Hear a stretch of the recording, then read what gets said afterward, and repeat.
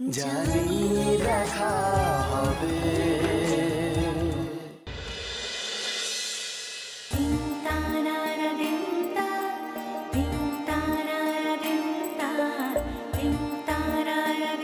কোথায় পালাচ্ছিলে? কত দূরে যাবে আমার থেকে?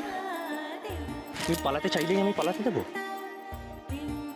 এতক্ষণ একটা রোমান্টিক ট্রান্সে ছিলাম, দৌড়ে পুরো ব্যাপারটা বার করে। যেটা হয় সেটা ভালোর জন্যই হয়, ছাড়ো। তাই বুঝি?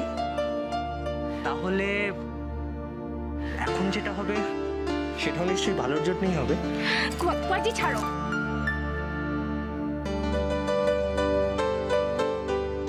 না বললেই আমি শুনবো? হ্যাঁ, রানীমার কথাটা তো শুনবে। ছাড়ো, আমি এখন যাই। বিনু, তুমি কেন এরকম করছো? কি হয়েছে তোমার?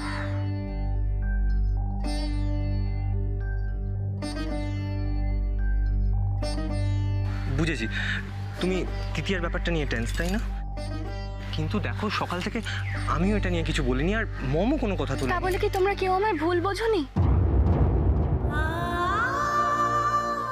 সবাই নিজের মতো করে কিছু একটা ভেবে নিলে, আর আমি জানি যখন ঠিক সময়টা আসবে তখন আবার তোমরা এই কথাগুলোই তুলবে।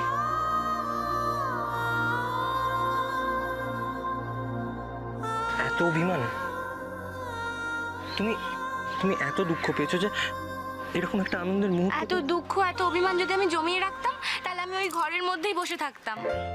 ঘর থেকে ভিডিও যেটা করেছো সেটাতে না আমি প্রথমে খুব টেনশনে পড়ে গেছিলাম। মম এরকম ভাবে হোলি খেলার পারমিশন দেবে আমি তো ভাবতেই পারিনি। পুরো ক্রেডিটটা গোস টু ইউ। তুমি এই কদিনে বাড়ির পরিবেশটা কিরকম পুরো বদলে দিয়েছো। এত বছর পর আমি সবাইকে একসাথে এত খুশি দেখলাম।